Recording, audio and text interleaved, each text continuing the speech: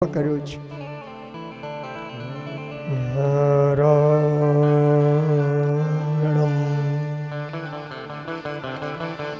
નારાયણ પરાવેદા દેવ નારાયણં ગજા નારાયણ પરાલોક નારાયણ પરામખ. નારાયણનું સ્મરણ કરી અને ભાગવત ગ્રંથની શરૂઆત કરી. તમે કદાચ મને એમ કહેશો, દાદા એને ખબર હતી પરીક્ષિત મહારાજને કે આજથી 7મા દિવસે તક્ષક નાગ કરડે અને મૃત્યુ થાય એટલે એણે મોક્ષનો રસ્તો કરી લીધો, પણ અમને તો કઈ ખબર નથી. તમને ખબર ન હોય તો હું ખબર કહી દઉં.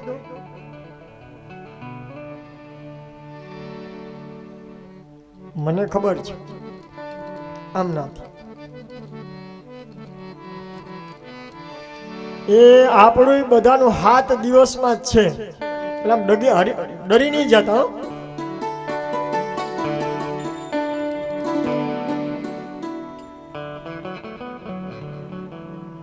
પરીક્ષિતને જ ખબર હતી એવું નથી, આપણને ખબર છે. વાર કેટલા? 7. આમાં કોઈનો સોમવાર લખાઈ ગયો, કોઈનો મંગળવાર લખાઈ ગયો, કોઈનો બુધવાર લખાઈ ગયો, કોઈનો ગુરુવાર લખાઈ ગયો, કોઈનો શુક્રવાર લખાઈ ગયો, કોઈનો શનિવાર લખાઈ ગયો, કોઈનો રવિવાર લખાઈ ગયો. હવે છે કોઈ વાર? બસ આ આપણને ખબર છે કે હાથમાંથી એક જ વાર આપણો છે.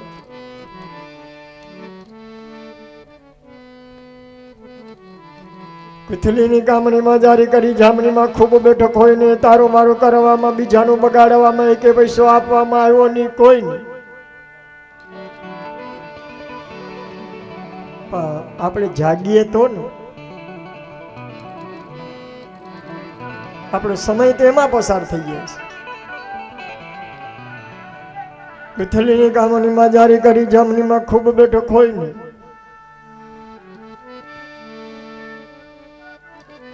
કોઈની નિંદા કરવામાં, કોઈની ઈર્ષા કરવામાં હું અને તમે સમયને બરબાદ કરીએ છીએ. તારું મારું કરવામાં, બીજાનું બગાડવામાં, એકેય પૈસો આપવામાં આવ્યો નહીં કોઈને. ધર્મનું કાર્ય હોય ને ત્યાં 1 રૂપિયો ન આપ્યો.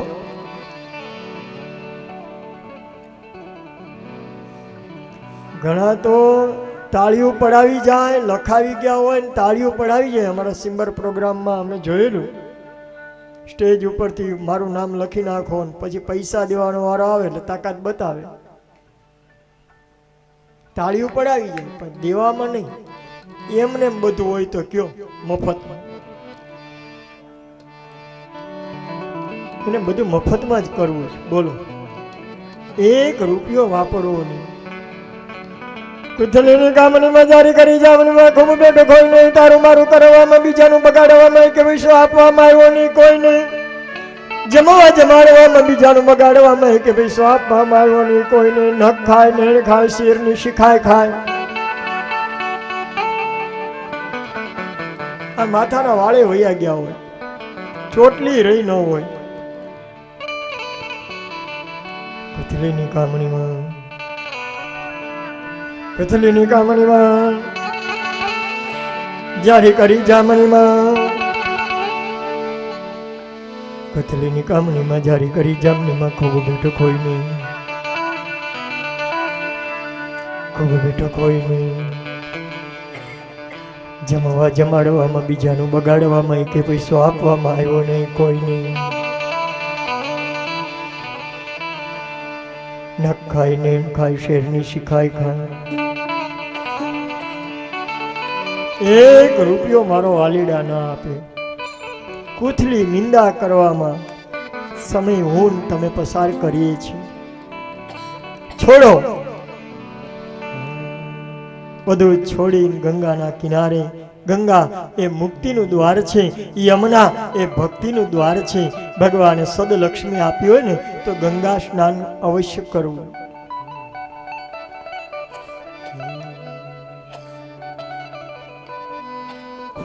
ભગવાન બાલપણું પરાધીનપણે ખાતા પિતા ખેલતા ગુંથાયા દિન રાત યૌવન વિશે તણા દેલમાં. હે પ્રભુ, તારે ભોગ વિલાસની મન વિશે વાતો વિશેષ કરી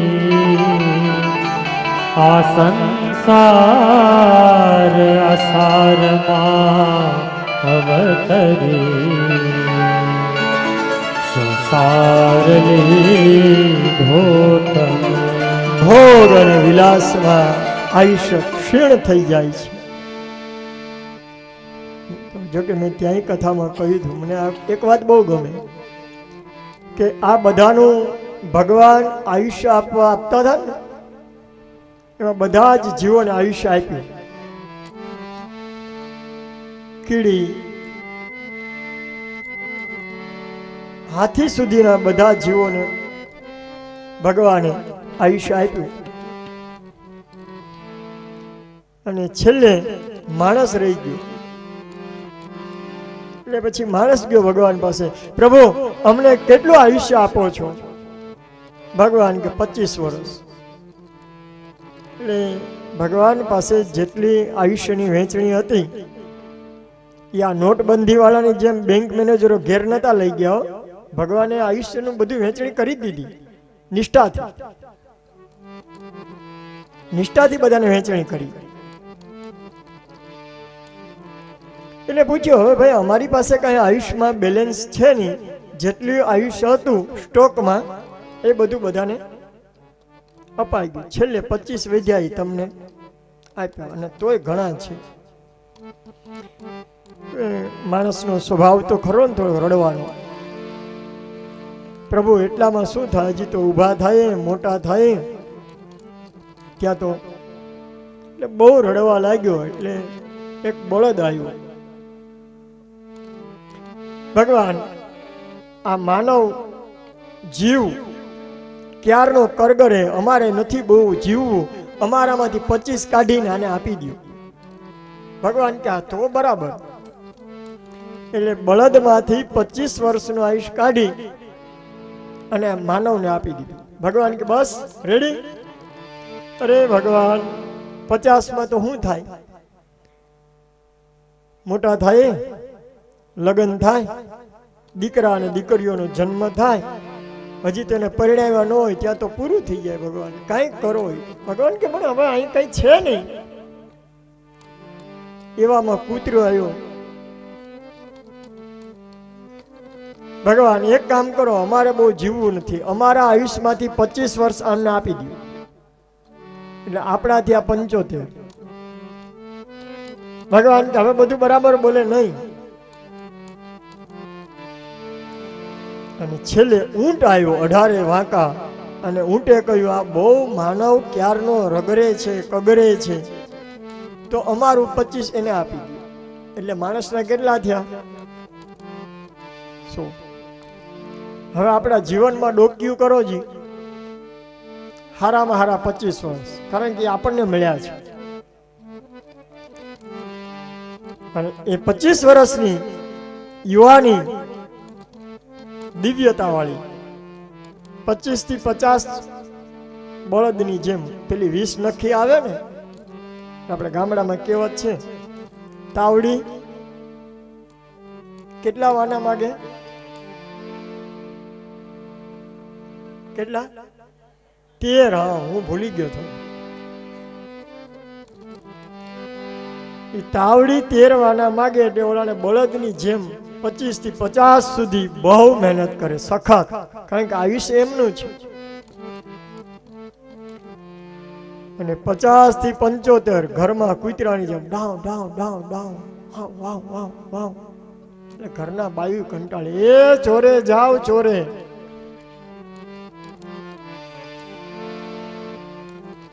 અને ઘણા હાહુ જે કે અમારી આ બાજુની એરિયાની સાસુ તો બહુ સારી છે, બહુ સારી, બહુ સારી છે.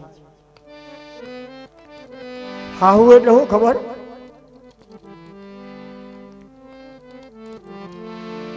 હાઈવે ઉપરનું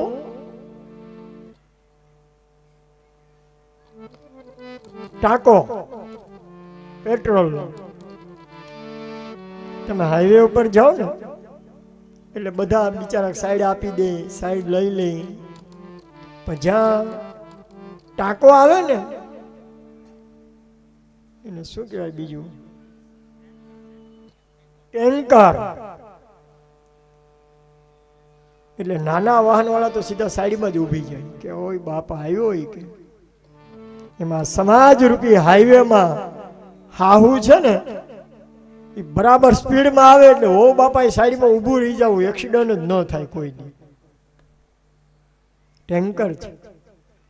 પણ અહીંયા અમારી તો બધી માતાઓ બહુ સારી છે, પોતે કથામાં આવે, દીકરાની વહુને પણ કથામાં લઈ આવે. હાલો હાલો તમે હાલો, એ તો પછી બધું કામ થઈ જશે, તમે કથામાં આવો. આજની સાસુ માં બની અને આજની હોવ દીકરી બની, તમામ પ્રશ્નો હલ થઈ જાય. ના ટીકડા ખાવાનો વારો આવે. અને ટીકડા આપઘાત એ આપણી અસમજદારી છે, અસહનશીલતા છે. તમારો મગજ સત્સંગ દ્વારા સાફ નથી થયો ને એનું કારણ છે. તમારું ઘરનું વાસણ દૂધ લેવાનું હોય એની બૈરા વ્યવસ્થિત સાફ કરે. શું કામ? દૂધ બગડી ન જાય. આ બાહ્ય તપેલીને જો આપણે એટલી સાફ રાખતા હોય તો આ મનરૂપી જે બુદ્ધિની તપેલી છે એને ચોક્કસ સાફ રાખજો. અને એટલા માટે જ આ વરહ દિવસે આવું એક આયોજન એટલે કરીએ કે આ બધા મગજ કદાચ થવા હોય તો સાફ થાય, સત્સંગની સાવરણી લાગે. અરે એ જવા દો, સત્સંગના માધ્યમ દ્વારા અમારો કૃષ્ણ ખુદ હાથમાં ઝાડુ લઈ અને મારા ને તમારા મનની મલિનતાની હંજવારી કાઢે છે. સ્વચ્છતા અભિયાન તો આજકાલે સારી વાત છે, પણ આ તો પરંપરાથી ચાલી આવે છે. ગાંધીજીએ પણ સરસ એનો ઉદ્દેશ હતો, પણ ગાંધીજી પેલા મારા કાળિયા ઠાકરનો ઉદ્દેશ હતો સ્વચ્છતા. એને આમે એનો ધંધો સાફ કરવાનો હતો. રાક્ષસોનો જે મલિન તત્વો હોય ને બધાને સાફ કરી નાખે કાળિયો ઠાકર. અને મારા અને તમારા મનની બુહારી કાળિયો ઠાકર કાઢે છે વેદ અને સત્સંગ દ્વારા. અહમેવાસમેવાગ્રે અહમેવાસમેવાગ્રે અહમેવાસમેવાગ્રે અહમેવાસમેવાગ્રે યદ સત સત પરમ યદ યદ સત સત પરમ પશ્ચાદહમ યદેતસ્ય પશ્ચાદહમ યદેતસ્ય વશિષ્યત સોસ્મ્યહમ વશિષ્યત સોસ્મ્યઃ. ચતુશ્લોકી ભાગવત.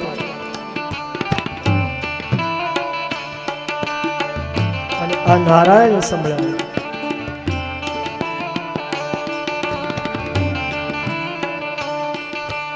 અહમેવાસમેવાગ્રે અહમેવાસમેવાગ્રે અગ્રે નન્યદયત સત્સત પરમ નાન્યદ્યત સત્સત્પરમ પશ્ચાદહમ યદેતશ્ચ પશ્ચાદહં યદેતશ્ચ યો વશિષ્યત સોऽસ્મ્યહમ યો વશિષ્યત સોऽસ્મ્યહં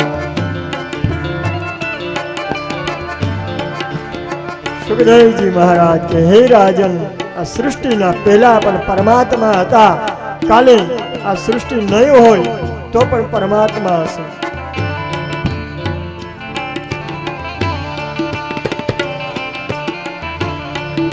અને હે રાજન પરીક્ષિત, આપણા પર ઈશ્વરના અનેક ઉપકાર છે.